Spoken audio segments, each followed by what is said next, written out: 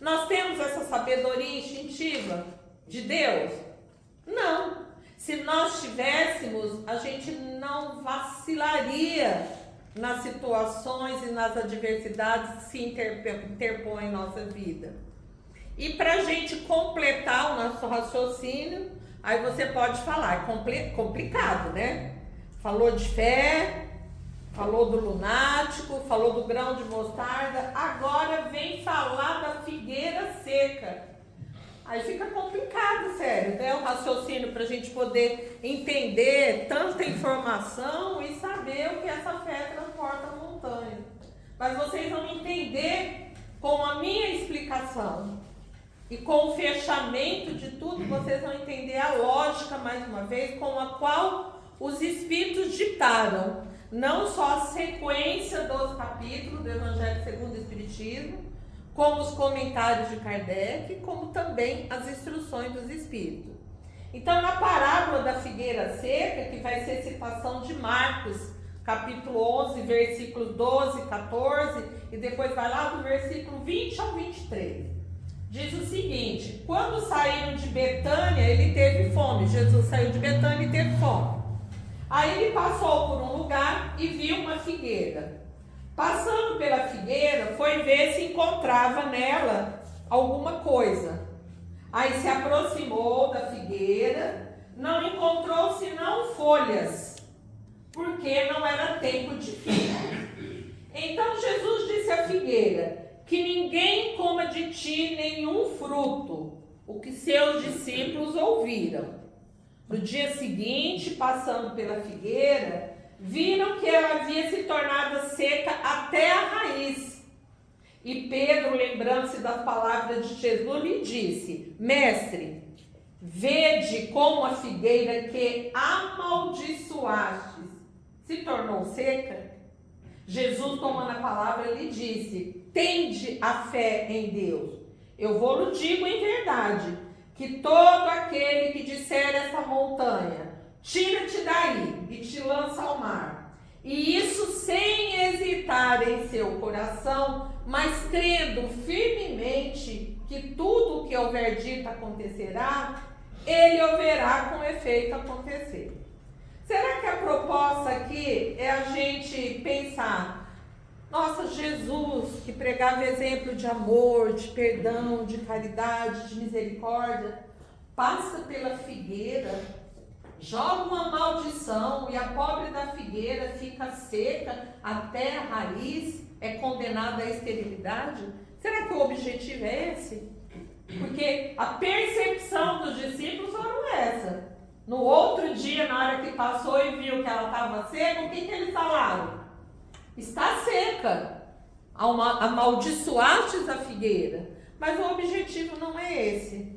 Essa parábola da figueira seca tem duas reflexões muito importantes para a gente entender.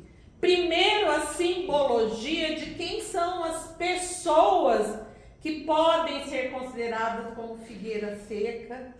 Segundo, a gente entendeu que essa figueira somente com folha que não dá fruto. E principalmente a gente refletir sobre essa fé ardente. O que Jesus termina falando? Tende a fé em Deus. Então a proposta não era deixar a coitada da figueira condenada à esterilidade, não era. O objetivo era mostrar que, a exemplo do grão de mostarda, lá no começo, se tivesseis fé, a exemplo de um grão de mostarda, conseguiria transportar a montanha de um lugar para o outro. Então, o objetivo dessa parábola, ele é extremamente rico, e eu vou estar passando para vocês em linhas gerais de que maneira que nós podemos interpretar essa figueira seca, condenada à esterilidade, e a figueira somente com folhas. Então, o que é a figueira seca para nós refletirmos nessa caminhada que Jesus nos propõe, para que a gente seja humilde, para que a gente siga o exemplo do grão de mostarda. A figueira seca é o símbolo das pessoas que só têm aparência do bem, mas na realidade não produzem nada de bom. Kardec diz também que são os oradores, aqueles oradores que têm mais brilho do que solidez. Suas palavras têm o verniz da superfície, agradam aos ouvidos, mas quando examinados não vai se encontrar nada de substancial para o coração. E mais importante, é um emblema, é um símbolo de todas as pessoas que têm os meios de serem úteis e não são. Todas as pessoas que recebem os talentos, as habilidades dadas por Deus e não as colocam em prática. Estão lembrados da parábola dos talentos? O que outro que pegou um talento só fez? Abriu um buraco, enterrou, tampou, esperou o dono voltar para poder dar uma de migué. Ah, não, eu enterrei porque eu fiquei com medo, né? Você é muito bravo, de repente eu perdi o dinheiro, eu não sei como que ia fazer. Nada, preguiça, acomodação, falta de vontade, falta de interesse de produzir. Então os talentos nos são confiados de maneira gratuita e esses talentos têm que ser utilizados. E cada um tem os seus talentos, cada um tem suas habilidades.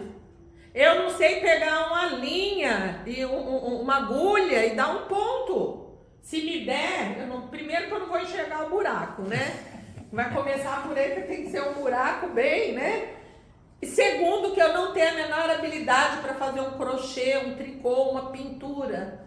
Nunca tive habilidade alguma para trabalhos manuais. A minha habilidade foi do quê? Do estudo. A habilidade que Deus me deu foi de estudar, de me debruçar. A capacidade de ter facilidade na oratória, né, em decorrência de tantos anos em sala de aula e de muito estudo, né, exercício de muito estudo. Então, essas habilidades que a gente recebe, a gente tem que colocar em prática para poder ajudar. Porque enquanto eu estou aqui, eu estou me ajudando, porque acima de tudo, está buzinando aqui tudo isso que eu estou falando para você. E segundo, vocês também estão ouvindo, e certamente alguma mensagem vai ficar, que vocês vão levar para casa, na busca, né, de uma transformação. Aí fala das árvores que têm folhas, mas não têm frutos. Qual é a simbologia? Que Jesus vai condenar a esterilidade. Porque um dia virá em que estarão secas até a raiz. Aí ele pega naquela questão dos sistemas, das doutrinas, das ideologias, que mais cedo ou mais tarde, aquelas que não estiverem sendo usadas para o bem da humanidade, cairão do nada. E que todos os homens voluntariamente inúteis, por falta de terem colocado em prática os recursos que tinham nele, serão tratados como figueira seca. Então, gente, vamos trabalhar. Vamos botar nossas habilidades em prática, cada um dentro daquilo que pode e que sabe. E cada um pode, cada um sabe fazer alguma coisa. Senão a gente vai ficar igual a figueira seca. Vamos ser condenados à esterilidade. E finalmente um ponto bem sério para mim, no que se refere à doutrina espírita, que é a questão dos médiuns, né? Kardec não deixou também de tocar no ponto dos médiuns, nessa analogia com a figueira seca. Aí ele diz: se em lugar de frutos salutares dão frutos malsãos, são como a figueira estéril. Deus retirará um dom que se tornou inútil em suas mãos, a semente que não sabe fazer frutificar, e os deixará se tornarem a presa dos maus espíritos. E finalmente, para a gente encerrar a nossa fala de hoje, vamos falar de fé cega e fé raciocinada, que Kardec nos traz de uma maneira muito longa, mas eu simplifiquei e eu acredito que didaticamente vai ficar fácil de vocês entenderem. O que Kardec fala que é uma fé cega? É aquela que não examina nada, aceita sem controle aquilo que é falso como verdadeiro, se choca a cada passo contra a evidência da razão, mas que levada ao excesso produz ao fanatismo. Inevitavelmente a fé cega leva ao fanatismo. E o que é uma fé raciocinada? É a fé que se apoia sobre os fatos e a lógica. Não deixa atrás de si nenhuma obscuridade. Crê-se porque se está certo. E não se está certo senão quando se compreende. Eis porque ela não se dobra. Aí vem uma passagem belíssima de Kardec. Porque não há fé inabalável, senão aquela que pode encarar a razão, face a face, em todas as épocas da humanidade. A doutrina espírita, o que ela nos ensina? Uma fé raciocinada. E sendo fé raciocinada, nós vamos crer porque nós entendemos. Então essa é a diferença da fé cega e a fé raciocinada. Gente, eu espero que eu tenha sido absolutamente clara, didática, detalhada nas explicações e que ninguém vai para casa. Meu Deus, o que aquela mulher queria com um grão de mostarda? E de repente ela passou por uma figueira seca. Eu espero que tenha ficado a compreensão didática, de interpretação, mas acima de tudo, o que é necessário? Que no nosso coração fica aquela semente, aquela vontade de transformação. Aquela semente, aquela vontade de sermos melhores. Aquela vontade de pegarmos os talentos que nós temos, as habilidades que nós temos e colocar à disposição do outro, ajudar o outro.